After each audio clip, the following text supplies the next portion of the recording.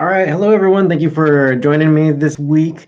I appreciate everyone who listens and who actually likes what we're talking about here. I have been getting more comments from you guys, and I really appreciate all your input. And I really like that you like me talking about these topics because I think they're interesting to me, and I really want to share them with you. And so I'm happy you guys appreciate it. So. Let's go ahead and get into this week's subject. So, again, I've been wanting to try to share with you guys Farmer Burns, the Life of Farmer Burns book, because he he wrote this book with an editor. So I'll go ahead and show it to you. Life Work of Farmer Burns. This is like the original edition. It was given to me um, by a collector. So I know there is like a copy of it, like on Amazon or some PDF copy or something like that. It's like $100. Um, so there's that, right?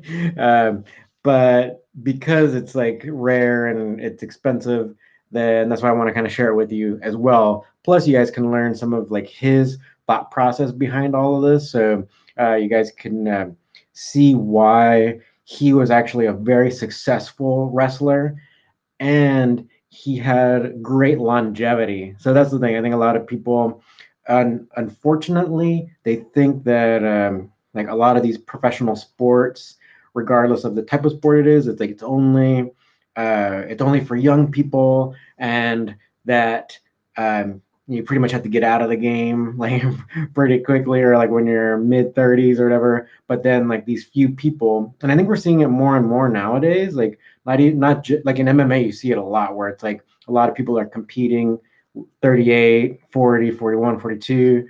What Yoel Romero, who just got cut from UFC. Um, well, I think he's like closer to 45. And anyway, but um, besides martial arts, we are seeing like some other athletes in other sports competing like later on, or we, we should we shouldn't even necessarily call it later on because so the reason why I'm kind of mentioning this is because there's been a lot of research that maybe we can kind of talk to you guys about regarding um, regarding like the like sports and athletic performance and longevity. And so the research shows that well, okay, let me show you, or let me tell you where I'm getting my information from. So there's been a lot of research on what we call blue zones. And so what that means is like regions in the world where the populations live on average to around 100 years old or even more. And so a lot of times it is the way of thinking that really affects the outcome, right? And so um, um, so I'm sorry, I'm gonna. Thank you for commenting. I'll get to your comments really soon. So let me go ahead and just want to finish these thoughts real quick. Um, so a lot of times, what the research is showing is just how powerful our thoughts are, and so what they've shown is that they're like people in these regions in these blue zones, they are still able to like function at a really high level, beyond 40 years of age. It's just 40 in particular has become in our society, like in Western society, kind of like this big tipping point or whatever. A lot of times people call it over the hill and all that. But then what seems to occur is that people start buying into that, like, oh, I'm 40 now, I'm old, and I can't do anything anymore, or I can't perform at a high level, and this and that. And then what happens is then your body follows your lead, right? So what the research has shown is that, like, so if you're starting to believe like, oh, I'm old and decrepit or whatever, then your immune system won't function as well. Your body will allow yourself basically to like not heal as fast, and you'll basically like your body will follow the general, which is your mind, and in this case we're talking about like the will, right? So let me go ahead and just get into what Farmer Burns is talking about, because Farmer Burns was competing, I believe, into his 50s. Okay, anyway, so uh, this is chapter 2, training of the will. So I won't read you the whole thing, but I kind of want to read you um, his kind of like his gathering of the information, because in the beginning of the chapter he talks about like that he's read a ton of stuff on the mind and the will, and then the rest of the chapter talks about like what he's kind of brought together to present to you guys, right? So I'll just read you the first couple sentences, and then we'll get to where he like his conclusions, right? So he says the human will is still a mystery. We know that it's a place. We know that its place of abode is in the intricate mechanism of the mind, and we know that the mind resides in the brain. These facts have been proven conclusively, and a great many theories of mind action have also been proven to the majority of physiologists and psychologists, and are today known as laws. Right. So there's still a lot to that, though, that has been discovered and stuff. So I mean, again, this is really early 1900s. Um, but anyway, let's kind of move on. So I kind of want to share a couple of these really cool things that he wrote down. Okay, so we all know that willpower is a valuable asset and that all men strive to develop and control it for their own good. Education is but the training of the will by actual experience. And then he gives an example. The parent teaches the child to recite a little rhyme. The child directs the efforts of his will upon learning of this rhyme because he wishes applause or reward. So he's talking about this whole reward system. It's a little bit more than that, but I want to kind of keep on showing you guys what else he has to say. Right. So he talks about like tasks and stuff, and so he says ultimately, in order for like even a teacher or parents to kind of get you to do things, there's a kind of that reward system, but ultimately it's about you turning like difficult tasks, or like say like with regards to sports, seeing training as not so difficult, then that will kind of make it a habit for you, right? So let's see, he kind of puts it this way. He says, most of the instructors in our schools today recognize that the pleasant tasks are those most easily performed, and their ingenuity is exerted in many directions to make those tasks pleasant for the individual pupils in order to be successful. Right? It says, let us return to the point of the psychologist's opinions on the matter. All right. So it says, we all agree that the will is strongest in the man of good health, who has trained himself for his tasks intelligently, who avoids excesses because of unpleasant results, or because he really knows the value of clean living and regular habits and regulates himself accordingly. Right? We feel safe in stating the above is agreeable to both psychologists and physiologists. Right? So what is he saying? Right? I have no clue. No, just kidding. No, but he's talking about like, yeah, ultimately, and I can kind of share some, since we're talking, since I mentioned age and stuff like that, I'll share some examples, because like from some of my patients who've like, they're older and they like senior citizens, and they were talking about their children, and with regards to sports, he said, one of the guys in particular that I'm thinking of is like he was saying he always put his children in sports, because if they liked the sport, then they would be training in it and they'd want to be practicing. They'd be having fun doing that. So then that actually keeps them out of trouble. That gets them more interested in like how Farmer Burns is talking about, like clean living, right? So eating the vegetables and the fruits and stuff in order to help your body not only to repair better, but to perform optimally, right? You're putting good fuel inside. So everything becomes uh, a means to better performance, right? So nothing to do with age itself, but more so the better performance. And then with regards to that, like, so if you have kind of like the sports car and you're putting in good fuel, then it can function optimally. And then we talk about the mind, you can think of maybe the engine or something like that. So the engine is running cleaner.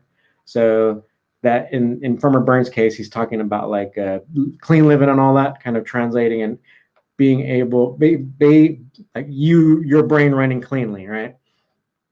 So if your brain's running clean, then you can actually have a stronger willpower.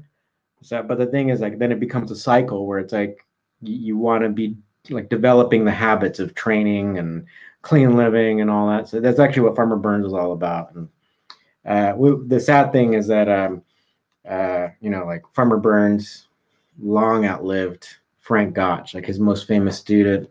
Frank, he died of what is like a curable disease nowadays. I believe he died at 38. So I'm talking about Frank Gotch, died around 38. But Farmer Burns went on to like compete for like decades after that. Right. Okay, so I want to kind of share a little bit more from from the chapter here. Um, Let me see. So this is his advice. So so based on all his reading, right, and it sounds like he's read stuff that like all kinds of research on this and stuff that he considers to be from quacks and but he says the most legit sounding research uh, that he's read kind of makes him think this, right? So these are his advice for training, the training of the will, right, as the chapter is called. Right, it says, do not let your brain get lazy. Find some pleasant way to get 3 hours of good, energetic, out of door exercise every day of your life, and you will be worth more to yourself as well as to your business. If you are a clerk humped up at a desk all day and only have 2 hours of your own after office hours, use them through your though you meant business. Walk downhill, trot uphill, use your lungs freely. Walk to and from your work if it means 6 miles a day. It is good for you and it will make you worth 6 times as much to your employer because your mental energy will form new ideas every day and that will be exceedingly valuable. So that after a few months, you will feel confident enough to talk a bigger salary out of a stone idol and you will get it. Right? So it's kind of funny, but so what he's saying is like, so not only you get physical performance, you'll get the mental performance, which is like we always talk about. It is the key to athletic performance and basically like winning matches, right? So the way your mindset, right, the way that's working, you got to support it, right? So you can be thinking like, oh man, I can, and we see this a lot with like say people who never train in fighting, right? And then like you watch like a UFC event or any kind of combat sports event with them, and then they're like, I can beat this guy, I can beat that guy, and it's like you have to kind of like shake your head because you know that they never train, and so you know that they'd get beat real quick, right? Because they don't have the discipline, they don't have anything that's kind of that's gonna give them a good foundation to actually win in any combat sport. Right? They don't understand all the the different techniques or the counters and all that. So of course they're gonna lose, but so they might have this kind of like ego thing going on. And it might seem like it might seem like it's a strong will type thing, but it's not. This is different. This would be more ego than the will. And so what Farmer Burns is talking about is the willpower, right? So the willpower to put in the work, right? The willpower to put in the work to find the cleaner foods to fuel your body, right? So one thing also too with regards to mind stuff is like a lot of the compounds that that we like break down from our foods, like even I'm going to talk about like nuts in particular. You don't go overboard on eating nuts, uh, but many nuts in particular have some of the building blocks for our neurotransmitters. So one in particular. So I don't. Let me know if this is like too much, but basically one of the compounds that our brain uses to help us to feel normal, right? It's called serotonin, right? And I'm sure you kind of hear it in the news or like on advertisements and stuff here and there, or even some of you might be using some. It's called like a serotonin reuptake inhibitor type drug for to level out your mood.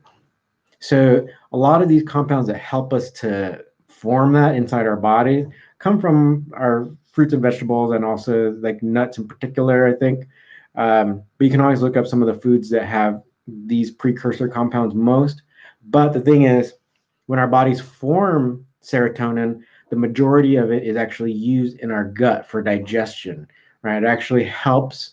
Um, it's this thing called peristalsis. So if you guys know what that means or what that is like our intestines are always moving. So we have little muscles in there that's always kind of pushing our food through. Like, so it's kind of like this contraction, kind of squeezing everything down, through your intestines. So eventually you can poop it out, right? So just know, like, your food isn't moving on its own; it's actually being pushed through. And so serotonin is actually, or the majority of the serotonin that our body produces is actually used for digestion, and then the remainder is used in our brain, right? So that hopefully can let you guys know how important nutrition is, right? So if your serotonin levels are low, then you're not going to be feeling even like normal, right? It actually, I want you to kind of think simply about serotonin. Just think about it as something that helps you to feel normal. When you feel like sometimes I don't know how to put it, where it's like or like, say for me, when I feel normal is actually after I've had like coffee in the morning, right? So I don't feel like hyped up. I don't feel like upset or irritable or whatever. It's kind of like that. If you can get to that state, usually without the caffeine, right? So without the coffee, you can probably think of that state as having adequate serotonin levels, right? And then you can have like if you have that foundation, right? Then you can also then be building on that foundation and getting better at your sport, right? Getting better. And Farmer Burns mentions business, right? Getting a higher wage because your mental performance is so good. That's part of it. So it's like, once you have that foundation, then you can, regardless of your task, like, you can be better at it. You can train for it. You can. So how Farmer Burns isn't even mentioning sports so much. He's talking about business and working for somebody, or working for yourself. You can better like learn about your subject, right? Whether it be business or sports or whatever, and then you can think better about it, right? You can get those epiphanies or whatever, and then you can apply that to your sport, right? So that's kind of like what Farmer Burns' main point is. There's actually a short chapter, so that's kind of, I've given you kind of like the main idea of it. So we'll go ahead and get to some of your questions here. So let me see. Hello, Matthew Johnson. Thanks for watching. And then let's see, any questions? Also, Jumpy Killer Ox. Yeah, I mentioned Yoel Romero. And you say Yoel don't like to use his wrestling because his neck injuries. Yeah. So and that could have been a contributor as to why he got cut recently from UFC. Seems like a lot of people got cut, not necessarily because of like them losing so much, but they just cut like 60 people or something like that. All right. Let's go ahead and see. So Matthew Johnson. So mind over matter is a real thing. Yes, it really is a real thing. And there's a lot of like I mentioned serotonin for a bit. Serotonin in particular is like I'm letting you know that it's like, it helps you to feel normal, right? But you don't know, or well, you might know, but feeling normal is so vitally important to our well-being, right? So I know that we might have all kinds of societal stress. We're in pandemic right now, and but we also, our society is really based off exploitation and all that. So um, you might not be getting paid a fair wage or whatever. So there's a lot of different types of stress that you can have. But doing these other things, like with regards to training, and so Farmer Burns talks about being outdoors. If you can be outdoors three hours a day, that's doing exercise. Running up the hills, right? Like he says, all this stuff helps to get rid of some of the effects of the everyday stress in your body. Uh, so let's go ahead and touch on that too, because I've talked about serotonin. Let's talk about the physiological aspects of exercise. So I'll give you one research study that came out that it was about. I don't know. Hopefully, you guys don't mind me talking about so technical things or whatever, or at least diseases and stuff. So uh, maybe you guys will tune out. All right. But anyway, it's called this one disorder that affects women. It's called PCOS. So it's polycystic ovarian syndrome. Um, so it's heavily related to our hormones and or like women's hormones, and so that can create a lot of cysts in their body, right? And one of the studies showed like what are the things that actually help improve this condition in women. And the number one and the number two things, actually, number one was exercise, right? So the more you can exercise, basically, it's kind of like you get everything circulating, you get this kind of good type of stress, right? You're putting your body through some kind of workout. It is stress, but you can think it's the good kind, right? And so ultimately, it relieves the effect of the bad stress, right? And so that can in turn result in the balancing out of hormones, right? The number two thing that helped, because they compared like physical things you can do, also drugs and different types of therapy and treatment and stuff. So, but what they found is the number two thing that worked for this condition was acupuncture, because acupuncture does help increase the blood flow, circulation, and this and that. So, um, the top two things were not drugs; it was the activity and the something else, acupuncture, that helps get things circulating as well, get your blood circulating as well. So in a way, that's like putting your body through good stress that helps to combat the effects of the bad, like societal stress, like you hate someone at work or you hate your body, you hate your job, whatever, like that. So that's kind of what like the power of the physical plus the power of the helping the stuff that you eat, and all that, kind of creating that great foundation for your brain to then get you to the higher level, right? So get you to the higher way of thinking, or get you to a place where you can absorb more knowledge so that you can do better in whatever field you're trying to improve in, right? So, okay, let's get back to some more questions. Um, Yeah, so Catherine Ann McCloskey Ross said, "Thank you for sharing this. Herschel Walker started his MMA career in his mid 40s. Yeah. He only had, I think, like a couple fights, but yeah, he did it. I think maybe he just wanted to have a couple and then be over. But yeah, I remember, I think it was his first one. You can tell that he was just way stronger than the guy he fought against. I can't remember who it was now, but yeah, I don't, I think it was in Bellator, and I don't think, I'm sure people will try to say like, oh, someone like threw the match or whatever, but I don't know. He was always like this superhuman, like super strong type guy, and so he just looked like still really strong, like like always. And so that a lot of times it's like, yeah, just don't stop training. Like if you build that habit, like Farmer Burns is talking about, building these habits, making these tough things into something manageable to your brain, so you can make them into habits, right? So that can keep you strong and performing at a high level longer, like in your life, right? Matthew Johnson, where can you find this book? I did. I looked it up online one time, and I believe there's like a PDF copy available on Amazon, but it's like $90 or $100 or something. Age of Machines made me do 50 Hindu squats just listening to this guy read Farmer Burns. All right, do 50 more. 50. Or actually, if you do 50 Hindu squats nonstop, then the Hindu squats might be a little too easy for you. So maybe put on a weight vest, right?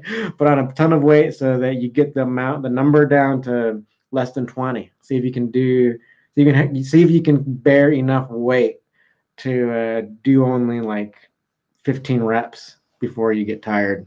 And then that you'll start seeing like a dramatic boost in your strength, your leg strength. Um, Matthew Johnson, the cannabis state, right? Yeah, I'm in one of the cannabis states. I think you're in Arkansas, right? So are you guys? Is it legal there too? I don't know. But yeah, it's everywhere here. I live in LA, and like quite often, like Friday night or Thursday night is actually a big party night in LA. So Thursday night you can just smell like weed, depending on where you go. If you're outside, you can smell it pretty bad or like pretty strong. All right, and then, okay, so Roma, 2003. Farmer Burns' book is invaluable. Been doing a circuit of some of his exercises. Game changer for sure.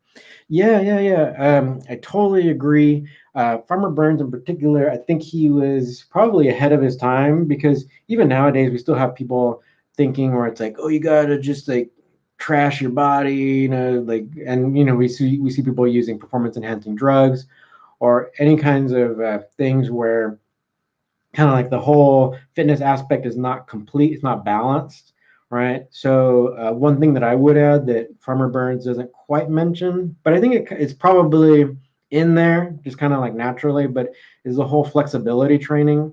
So I think a lot of the stuff that, like, say, like someone mentioned Hindu squats and all that. So all these things kind of train your range of motion.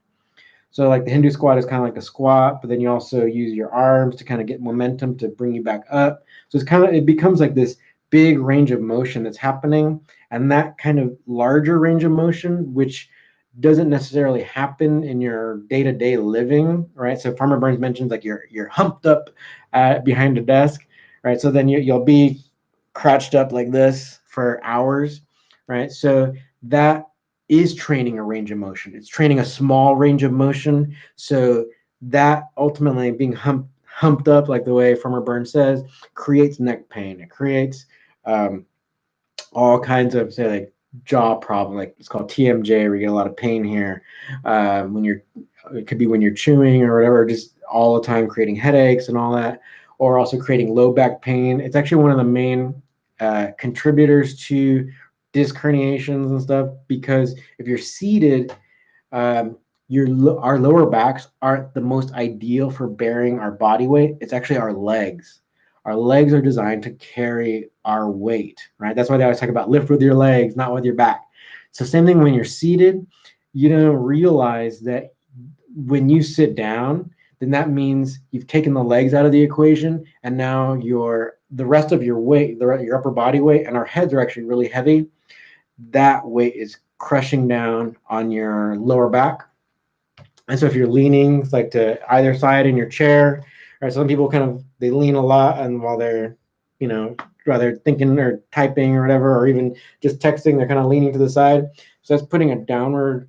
I don't even know if this is too technical, but basically it's putting a line of force from gravity down a weak spot. So if I'm really leaned over here, then there's like still a downward uh, gravitational pull, right? It's going through my spine now, right? And um, my spine at that angle, at that kind of twisted angle, is not designed to bear all that weight at that angle, right? So that can be what helps create like these muscle imbalances and all that, and all these imbalances that ultimately lead to disc herniations. Right. So That's why they talk about like like you got to stand up every so often if you have like a desk job, or even if you're just seated for a while, like you gotta take a break. Right? Let me see. Catherine Ann. Uh, oh, Walker competed in Strike Force. He was doing 3,000 push-ups a day. Okay, yeah. So then that was like Strike Force before it got sold or got bought, right? Or I guess like they lost investors, I believe, right? So they had a few investors and then a few pulled out, and so then what? UFC swooped in and shut them down, right? Unfortunately, because that's basically what they did. What they did that with Pride as well. They bought it and then shut it down. Um, all right, so yeah, keep on asking more questions. Yeah, so I just want to let you know that, like, yeah, so the whole thing about training of the will, it has a bunch of different um, aspects to it. So you got to have that foundation, right? So you get the physical workout and the clean living, like the way Farmer Burns talks, and then that can create a strong foundation. So you have all the necessary compounds for your brain to work optimally, and then you can have even stronger will. And kind of, even in the chapter, Farmer Burns talks about like, yeah, you've seen the example where maybe someone who's so sickly um, still recovers, and maybe they're not the healthiest person, but I think he talks about like those are ultimately outliers. And then he gives an example of Napoleon where he says like besides Waterloo, where Napoleon was defeated, he said Napoleon was able to like get his men to like the morale, like he was able to boost the morale of his men for even more dire situations, more dire battles. And he says like it was because like they maybe his will wasn't as fatigued as at that point in Waterloo where ultimately he was defeated. So he talks about like that. You got to kind of be building up all that strength and stuff. Um, Catherine Burns wrestling course is available on Scribd. Yeah, so if you can find like so what he did, what Farmer Burns did was he made like his mail order lessons. So it'd be kind of like almost kind of like what we have today. Like so with our CWA Academy, but we put video lessons on our website, and so then you can become like a member and a student basically. So, but back in Farmer Burns days, of course, no internet. They had the mail, and so then he would mail lessons. Not only like wrestling techniques, but also he would give a lot of his philosophy and training, which is invaluable stuff. Really cool stuff because again, it was like ahead of his time. He was thinking more holistically, which is pretty amazing. He's a pretty amazing man because of that. He was thinking holistically. He was thinking about longevity and just being like having a high performance type mind and body. Right. So that's what I want you guys to think about as well, because you can have that high performance mind. Right. Age of Machines knocked out 50 more. Awesome, awesome. Right. Let me see. You you got a weight vest, however, nursing an upper body injury. So all I got is leg work. Okay. Well, legs are super important and super important in wrestling as well. A lot of people don't realize that it's not all about like pushing people around with your arms. It's all about the footwork. So yeah, keep it up. Keep it up. All right. So keep on asking questions or making comments. Yeah, Farmer Burns wrestling course available. That's pretty much yeah. See if you can find it, or maybe you can even put a link to it to the script in the comments so other people can see it. I happen to have a copy of that as well. Maybe we'll talk about it because what's interesting about the difference between like this book and the Farmer Burns correspondence courses is it's pretty interesting for him to when you see where he talks about the same subject in both books, because when he talks about self-defense and in particular chokes and like jujitsu stuff, it's a little bit different because in his correspondence course, he talks about like, oh yeah, we can learn some chokes and stuff, and for self defense. But of course, it's barred in professional catch wrestling. But then in this book, when he talks about self defense, he does mention like jujitsu and chokes, and he's like, I really see no value in it. Like, if your wrestling ability is like great, you probably wouldn't even get to that kind of scenario, and you're able to control someone so much more easily than just trying to grab at their head. So that's kind of one thing that maybe we'll talk about it again in the future, because that's kind of one thing that kind of keeps coming up. Like, because I think nowadays everyone is like so used to seeing grappling and including chokes, right, in MMA and jiu-jitsu and all that. And so when we talk about how chokes weren't part of professional catch wrestling back in the day, people freak out for some reason. And basically, what that means is that there's only three techniques that weren't really done, but were known about back in the day, right? So rear naked choke, guillotine, and with that bulldog choke. So they all knew about it, but they didn't do it in professional competition, right? So um, that I don't know why people freak out about that, but they do. So, Age of Machines. Never will forget a master wrestler keeping a guy pinned down with his hands behind his back. All body and footwork. I was impressed. Yeah, it's so true. It's so true. So, I think last week I mentioned Billy Wicks, right? So, William Wicks, or they called him Pops. So, that's part of our American catch wrestling lineage. So, he has the Farmer Burns lineage, right? So, um, unfortunately, he passed away a few years ago, but the lineage is carried on through John Strickland, and it's called his organization is called American Hook Wrestling. We work really closely together, and we'll see.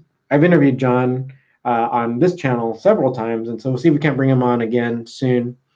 Um, but yeah, so what I mentioned about Billy Wicks is that he also spent time as a law enforcement officer, and he basically had no real problems detaining people gently, right? Not you didn't have to beat people up like you see so many times or shoot people, right? You see so many times in our country, unfortunately. Um, yeah, it's all about like say footwork, understanding body mechanics. You don't have to choke anybody out, right? But I don't know why people kind of freak out about chokes, and so that's why catch wrestling has such a wide variety of techniques you can be doing. From like if you got someone's back, you can shift them over to like what people call twister, or we have all these different types of shoulder locks or stuff, all these other things you can be doing, and of course we have neck cranks as well, cross faces, all types of neck crank stuff that we can be doing. That like if you're only thinking about the choke, then you're going to be stuck, right? And then one of the things to add on top of that, there was one of our most famous catch wrestling champions after Frank Gotch, so Earl Caddick. He ended up coaching wrestling for the military, the U.S. military, and there was a interview of him in the newspaper about that, how he went from champion to training soldiers and all that. And one of the things he said was like, I can always tell who's a beginner because they're trying to choke everybody, right? So, and the way he stated it was like, I can tell who's green, right? So basically, who's the beginner is like they're always trying to grab everyone they're always trying to strangle everybody, basically. So you got to learn a little bit more how to control people, and it's not just by like trying to grab their neck, right? Because you got a whole body right behind that neck, right? If they know how to wrestle, then you'll probably end up underneath them like right away.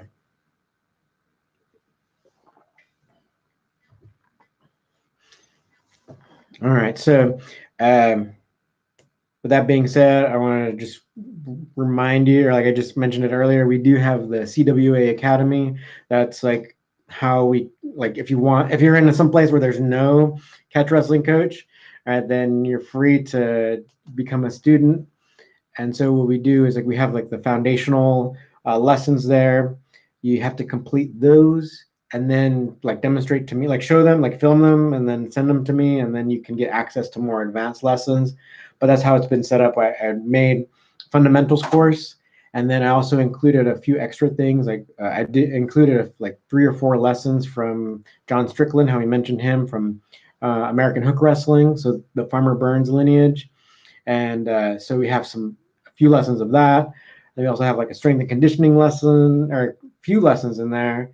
So it's actually a pretty great course, and if you just continue, then you can move up in the ranks there. And so we have that for you. Also, if you want to support this channel, and you say if you don't want to become a big time wrestler, then you can just support this channel like through like the button that's like underneath the screen here where it says join. Like YouTube allows people to give like $2 a month. You can cut it off at any time.